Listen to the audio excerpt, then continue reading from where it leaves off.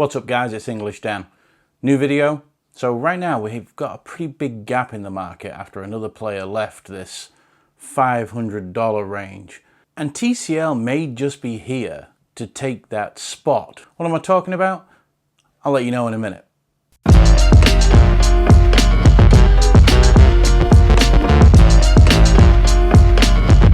So what's up guys, TCL. They are releasing two new phones, the 10L and the TCL 10 Pro. I have the TCL 10 Pro here right now. This is their flagship model. They've also got a 5G phone coming out later on in the year, but they also have an L version. The L version is going to be $249. This is $449. So it's coming in below that $500 range and it's trying to offer you flagship type of specs. Let me tell you a bit about TCL if you've never heard of TCL. TCL manufacture TVs. They're huge when it comes to TVs. I believe they were second in the world last year or second or third in the world last year for TV sales. They're absolutely huge. They're competing with the likes of Samsungs and things like that because they've got QLED TVs, 4K. They're even releasing an 8K TV, but they're priced nowhere near what the big boys, as you would call them, are playing at. Your Samsungs, your Sonys, your LGs. They're undercutting all of those people, and TCL are doing some really, really good stuff, especially if you like gaming. Their TVs are really good for gaming too. So what they're doing basically is they're taking what they know best, and that's the display, their panel, and they're bringing that over to cell phones. Their first TCL branded cell phones which are coming out, which like I say, the first two are the TCL 10L, and then what we're reviewing today, the TCL Pro. 10 Pro. Both 10 series devices. The 10 series 5G is down the line. So like I say, yeah, they're going off what they do well and they're going to bring you a premium display. Their mantra is display greatness. That's their philosophy, and they're bringing that over to the cell phones with this new TCL 10 Pro. It's an AMOLED screen, 6.47 inches. It's HDR10 and Netflix certified. It's a really nice display. So let's talk a bit more about the phone itself. The design of this phone, it's really eye-catching. I've been using this phone for about a week now, and people have asked me when they've seen it, hey, what is that? I have never seen that before. And I explain to them what it is. Don't go into too much detail, obviously, because it's not actually out yet. They love it, especially the gradient color on the back. This gray version here looks great. It starts out dark gray at the top, and as you move around in the lighting, it becomes like a silver. It's fantastic to look at. And then you've got the 4 camera layout, the quad camera layout on the back, and it's so refreshing to not have a camera bump on a phone released in 2020. Every phone that seems to be coming out nowadays has to have this big, horrible lump on the back that houses the camera. TCL didn't do that. They've managed to put the 4 lenses under the glass so it's a smooth finish right the way across. It looks really slick, and either side of the quad cameras you've got the flash on each side, so looks really good. Now when we flip to the front, that's where the party starts. Oh yes, like I said before, it's a 6.47 inch AMOLED display, and it uses a separate chip called the NXT Vision chip, NXT Vision chip. And what that does, it helps display more HDR. It has a feature in it where it can make SDR content look like HDR content thanks to this separate display chip that it has in there. But I'll get more into that a little bit later. So the display is 1080 by 2340 for a PPI of 398. So pretty good PPI. Looks nice, crisp, clear, got good brightness. When you go out in the sun, it does need to be turned up more full, but you can still see it once it is on full, which is nice. It's a 19 by 5 by 9 ratio, and it does have a 93% screen to body ratio. So yeah, this thing does look great and futuristic when you're looking at the device. The front of it and the back of it look fantastic. So like I was saying, this panel is brought to you by the company's new software and its own chip, and it's called the NXT Vision visual technology that they're using on this. What does that bring you? It brings you a very clear, good clarity picture, very vibrant to look at. Images just pop and movies really pop at you. Like I say, this does the the trick of turning SDR content into HDR content. It's not true HDR, but it gives you the look of HDR content thanks to this display chip that it's got built in there, which is something that you don't hear of in very many other manufacturers, but TCL, they know how to make a panel and they know what makes things work. They've gone ahead and done this, and trust me, it looks fantastic. Now, if you don't like the look of this, where you get, you know, the really vibrant colors and the pop, you can turn that off. So you don't have to have that on either. If you like something more muted and neutral, you can go ahead and do that. But trust me, I love that, and it does look fantastic when you have that enabled. It's a very, very cool feature. The display also supports HDR10, so if you're watching any content that does have HDR10, it's going to look great on this display, and it's also Netflix certified, so anything you're going to watch on there, it's going to come out in full great glory. It's going to look fantastic. Netflix does look good on this phone. It really is a pleasure to watch something on this device. Very, very nice. The screen is curved, it's got curved glass, and I'll get more onto that a little bit later, but it does look really good. It curves over the sides, gives you the impression of no side bezels or very small side bezels. And you'll also find at the top it's got, instead of a punch out display, I'm not into the punch out displays, it has the small teardrop notch. I prefer this, and that teardrop notch houses the 24 megapixel selfie camera, which I'll also get onto a little while. So as you look around the device on the left side, you get this silver button. It's got a texture on there, and that is actually called the smart key. Now what this does, it allows you to customize 3 different things that, you know, once you press the button once, press it twice, press and hold, it can fire off 3 different actions. So the way I've got mine set up, I press it once, it clears all my background apps, which is nice because normally you have to go in there and swipe up your screen, sees all your apps. Some phones have it where you can clear all at once. Some you have to go through, like iPhones, you have to go through each one and clear them all off. It's a drag. With this, I can literally just press that button once, bink, done.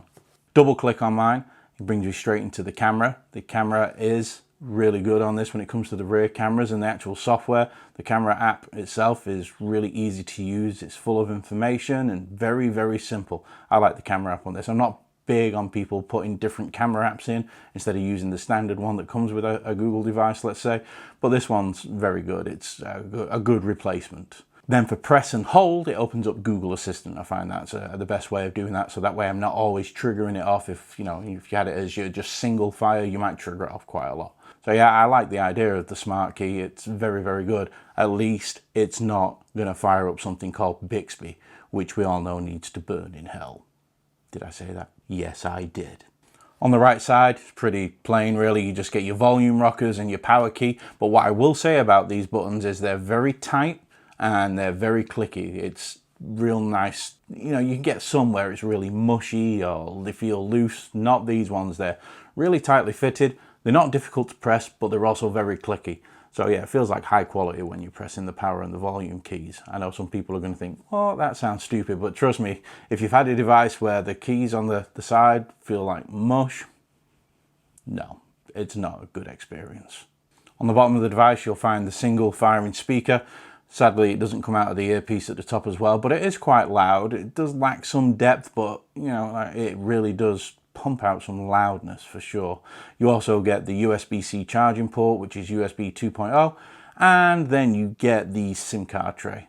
When you get to the top of the device, well, there's a couple of things up there that many people say, oh, I wish my phone still had this, or I wish my phone still had that. Well, apart from a microphone hole, it also comes with a 3.5mm headphone jack. What? What is this wizardry and sorcery? No, seriously, it comes with a 3.5mm headphone jack, which I think is a great addition. I think headphone jacks shouldn't be removed from devices to force you into buying Bluetooth. If you don't want Bluetooth headphones, I hate the way you've got to share your power port with a dongle to listen to wired headphones. So 3.5mm is a great addition. But that's not all. Like I said, there's 2 things up there. It also has an IR blaster, so you can control your TV, your AC, things like that. Really welcome additions that have gone away on the newer devices and your flagship devices of now. TCL's thrown them on there. This thing's got everything. It kind of makes a mockery of these people saying, hey, we had to remove the headphone jack or the IR blaster so we could get more battery. This thing's got 4,500 milliamp hour battery in it, and it lasts over a day. And it's got an IR blaster, and it's got a quad camera setup, and it's got dual flashes on the back, and a 24 megapixel shooter, and a 3.5mm headphone jack. You see what I'm saying? You know what, TCL? Nice. So let's talk about the software on this. It's called TCL UI. Simple, easy, not trying to be anything that it isn't. Now let me just say first that the review units that everybody's received so far is running pre-production software. So there is a couple of quirks and things like that. They are going to be releasing a software update, over-the-air update, around the end of May, definitely after the reviews have come out. And that's going to improve things like screen sensitivity and things like that, which I'll get onto more in a little while. You'll hear me talk about that. But yeah, some of these quirks that are in the software could be ironed out, but I will come back after the update has dropped and I will do another video and we can see, I can share with you basically what's been improved. So TCL UI, what is it? It's pretty much Android, basic Android like we like. Smooth, fast, not filled with junk or a really heavy, dense skin that doesn't look good. They've kept it simple, they've kept it clean, and all they've done is add a few things that make it a little better, like the Smart Key and the Smart Key app. There's other things like Smart Manager. Smart Manager allows you to see how many apps open up automatically without needing your permission. Also tells you how much memory is left. Tells you what your device is running at, gives you a score of up to 100 and lets you know if it can be optimized. On the home screen there's an optimize button, which is pretty cool. You press this button, it does this really cool animation and it's optimizing your device. So I'm presuming it's closing off dead apps and things like that and making it full. So it gives you the full amount of memory for your phone to be using. Really neat feature. A bit like when you press the button on the side, I think it's a similar thing to that, but goes a little bit more in depth. Also has its own gallery. While it's great and everything, you also do get the photos from Google as well, so that gallery. But with the gallery that TCL provides, what's cool is when you do portrait shots, and I know you can do this on a Pixel using the Google Photos app, but you can do that on here as well. And what it is when you take a portrait shot, when you go in the gallery, you can edit that, but you can also refocus. So I can touch anywhere else and different parts of the screen or the picture will become in focus. And you can also change how much blur you want in the background, things like that. So it's actually really nice to use. Also comes with its own music player, but that's something I've not used because I actually use Google Play Music, which is soon going to be gone away and it's going to become just YouTube Music. It's all going to go into one big thing. But either way, I don't use the music player on this, so I can't really comment on the music player. I keep all my music streamed. You also get a compass. You get an FM radio. And you get obviously the IR app so you can set up your remote for using whatever devices use IR. Another thing you get on this is the Edge panel.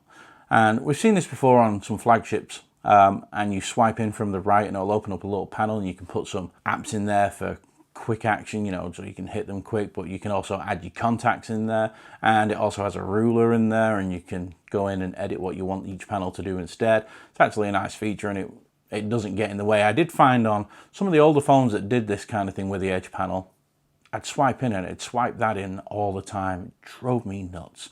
This, I don't have that issue. You can also move where you want that little slider up on the right hand side that allows you to open the Edge panel. And when it comes to TCL UI, it is Android 10 and they do promise an update up to Android 11. So you know you're definitely going to be up to date when August, September, whatever comes around and they start releasing Android 11. Not sure how quick TCL are going to be at getting that to us. It's their first phones under the TCL brand, so we'll just have to see. But I'm hopeful because it's not too much of a heavy by TCL on the current software, so hopefully it'll be pretty quick. With it running Android 10 and not being a heavy skin on there, things do zip around really quick. It's fast going into the app drawer. It's fast when it comes to opening apps. It's great when it comes to switching apps. Had no problem whatsoever. It's been a real joy to use this device, to be honest. Overall, TCL UI is a really good UI. It just gives you a few little extras that you might need without going overboard and swamping like Samsung do with a lot of their devices and LG do. They don't do any of that. They give you a few little TCL goodies which they've incorporated into the device that actually are useful. It actually kind of reminds me of a UI from a company that had the mantra, never settle. It actually reminds me of that phone in a lot of ways, and that's a good thing. But anyway, battery life. It's been stellar for me. I have had no problem whatsoever. 4,500 milliamp hour battery. It can charge from 0 to 50% in around 30 minutes. If you want to go from 0 to full, it's 2 hours. But yeah, if you need to quick top up through the day, you know you've got the quick charge there because it's got Qualcomm Quick Charge 3.0. Yeah, you know you're not having any worries about battery draining. Not that the battery does drain. I'm quite a heavy user on a cell phone, and for instance today it came off the charger around 7:30. When I started writing this, in fact, I didn't even, let me tell you, where have I put it? It's in my pocket. I love this phone. I carry it around with me all the time. But right now, I took it off the charger at 7:30 and it's now at 30% and it's 12:30 at night. So, battery's great for me. I no problems with the battery whatsoever. You can also reverse charge through an OTG cable. It doesn't have wireless charging, so some people are probably going to be a little disappointed at that, but at a $449 price point, there is some give and take, I do believe. It just depends what's a priority for you in a phone, and I think the display and the smoothness of the device are more important than wireless charging. But like I say, yeah, you can OTG charge, you can plug headphones or whatever into it, and it will charge up. Another feature they do, and I've not tried this out yet, and I'm going to have to, I've just not had time to get this into it, but I will do another video showing this. And they call it Super Bluetooth. What is Super Bluetooth? It is where you can connect 4 sets of earbuds, so you and 3 other people can listen to the same music, or you can connect 4 Bluetooth speakers. That is right up my alley. You thought I was going to say something else, but it didn't come out the way you thought it was going to, because I said alley. Get your minds out of the gutter. Anyway, 4 Bluetooth speakers at once, all playing the same music. I am going to have to try that out. It sounds awesome. I have got 4 speakers. We're going to do this. Watch out for that video coming soon. But yeah, Super Bluetooth. 4 devices at once, headphones or speakers. It does say that if you connect it to a 2.4 gigahertz Wi-Fi, that you can only connect 2. I'll figure all that out in another video though. You'll see that coming soon. And just getting back onto that, it is Bluetooth 5.0 as well. So you got the latest Bluetooth. Another thing this has is a customizable always on display. Some of your flagships don't even have always on displays, especially ones that have just jumped up to $900 and $1,000. No always on display.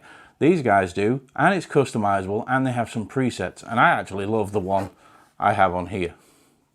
The red writing, I think it looks great. It doesn't take over the screen, it's not messy or anything like that. I really like it. If you can see it there, it looks cool. Shame it's upside down for you, but yeah. Always on display, works great. Notifications show up on the always on display, and it doesn't drain the battery. They've done a really good job with the always on display. Good job, TCL. Now let's talk about the cameras. I went into this not really expecting a great deal. I mean, they do look cool. The way they're set out on the back of the phone, it's a lot more attractive than these big humps like I was saying before, like on the Galaxy Ultras and things like that. They just look weird. Huawei phones are doing that now. I don't get it. It doesn't look good. I can understand, I suppose, because they've got huge sensors inside them, but I don't like them. The way they've done it on this device, like you can see here, all 4 are under the glass, including the flashes. So from an aesthetic, they look great. Bravo TCL, good job on doing that. Let's set you apart from everybody else, because 2020 is the year of not only bizarre things happening, but phones, when you put them down, rocking like a mother. Anyway, about these cameras, what do you get? You get a 64 megapixel main shooter, that's f1.79. You get a 16 megapixel f2.4 ultra wide with a field of view of 123 degrees. I had to look down then. I knew I had that here because that was My old brain wasn't remembering the 1, 2, 3. I mean, how easy is it to remember 1, 2, 3? But you got to forgive me, I have to blow the dust off my brain every now and then. Also has a 5 megapixel macro camera, f2.2, and it has a big pixel night mode. And that night mode camera is actually pretty decent. But yeah, you get right across the board when it comes to cameras on the back, you get some real good cameras when it comes to on paper. But on paper is different. You know, you can have all these big specs and everything when it comes to cameras, and they can perform terribly. These actually, I'm going to show you some samples now while I'm waffling on with myself. The rear cameras on this take some really good pictures, especially portrait mode out of the rear cameras. They look really, really good. I was surprised at how good the camera performance was on this. Now I'm going to show, as you're looking, some of them are going to be from the wide angle. A couple of them are going to be the 64 megapixel shot. You can take a full 64 megapixel shot if you want to, and it looks pretty good. The night mode is pretty good. When it comes to video recording, you can do 1080-30, 720-30, you can do 4K as well. Everything's capped off at 30 minutes, and when you're doing 4K, it's capped off at 5 minutes. I'm presuming it's just to help with heat and things like that, because it probably puts a strain on everything. But yeah, it does do 4K, which is nice. The macro camera works really well on this, and you can get as close as 2 centimeters. A couple of the pictures you'll be able to see how I'm real close up to the actual object that I'm taking the photograph of, and it gets some really great detail. HDR works really well as well when you're using the rear cameras in portrait and standard mode. Video on this, the electronic image stabilization also works pretty well. It's very smooth, not a problem. Microphones pick up your voice quite clearly and cuts out a lot of the background noise. When it comes to the rear cameras, I am really impressed with them. I think they're some of the best cameras on the back in this price point by far. They are exceptional when it comes to them. I hope you enjoy the pictures that you see, because that's straight from the camera with no edits whatsoever. Let's talk about the selfie camera.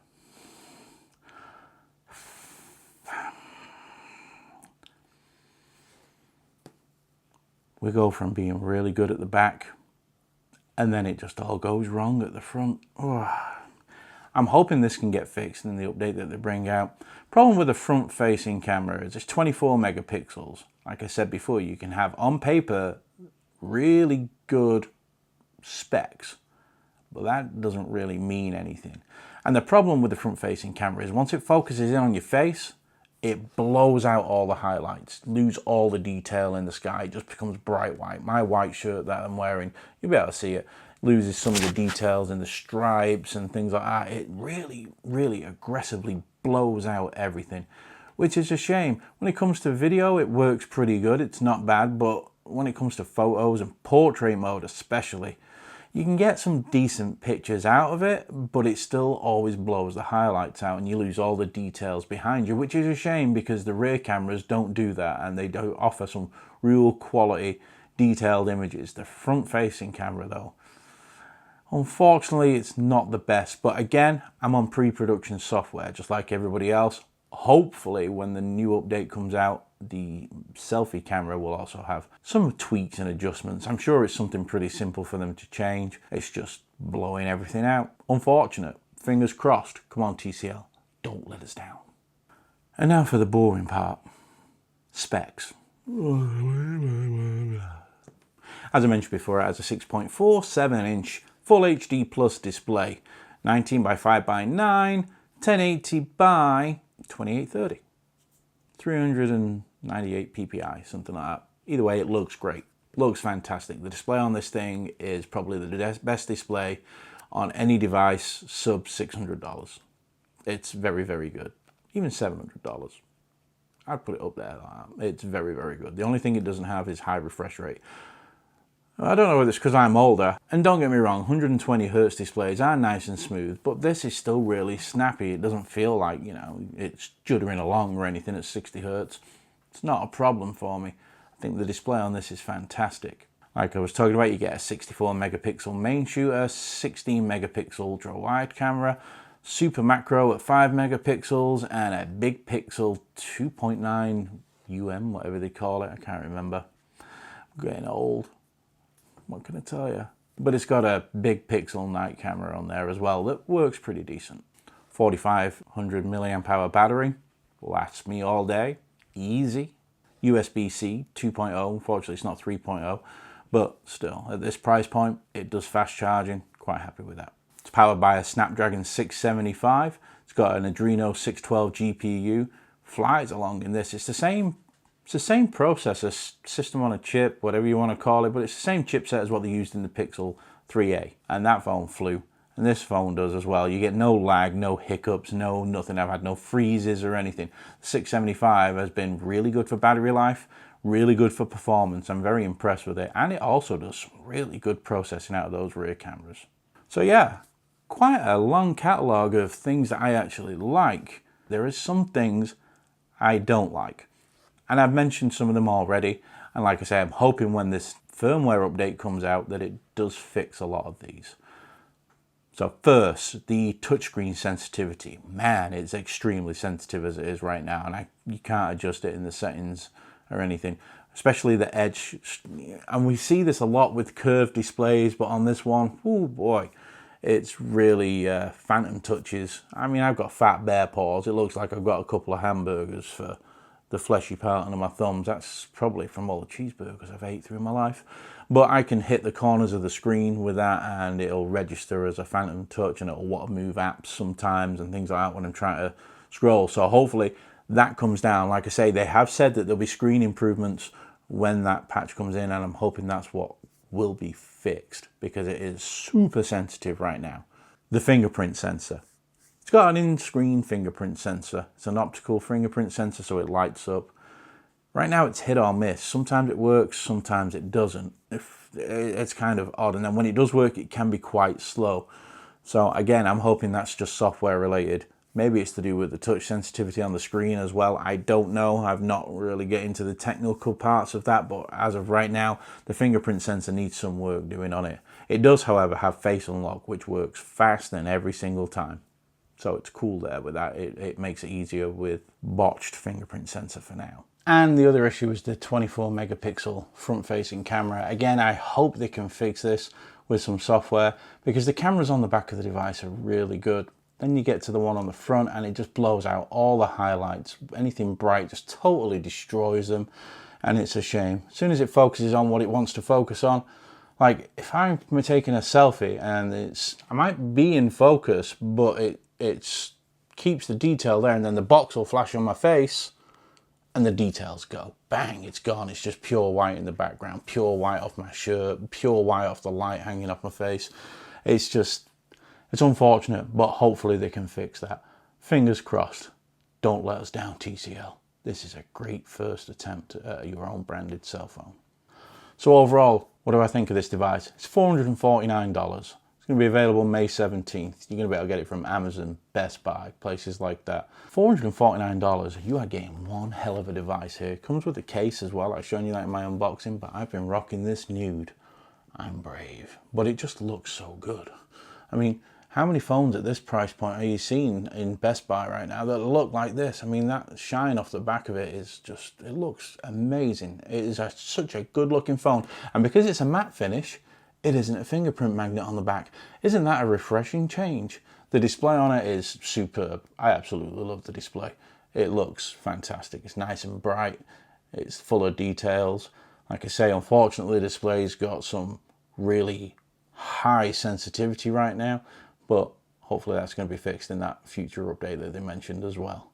But yeah, you get 3.5mm headphone jack, you get IR blaster, it's got a loudspeaker, HDR10, Netflix certified, really snappy, really quick, got a smart button. This phone's got pretty much everything that you would want in a cell phone at just $450, or under $449. I really have enjoyed using this phone, and every day I've used it, it's got better and better for me. I can't compliment this phone enough. Apart from the few problems that I've mentioned so far, which could be down to software, the actual device itself looks great, runs like a champ, back cameras take some awesome pictures, and I highly recommend it. This is actually my daily driver. I sold my Pixel. You're going to say I'm crazy, I know, because Pixels take the best pictures, but I'm dead serious. This here made me sell my Pixel. I have no problem using this as my daily phone. I think it's great. It's not heavy, it's nice and light, it's built really well, it looks superb. I like everything about it pretty much, apart from that selfie camera. Fix the selfie camera. Fix it. Anyway, so this is English Dan. I'll be back with you soon with another review. Go buy the TCL 10 Pro. It's an amazing first device, and that screen is going to knock your socks off. Alright guys, see you later. Peace.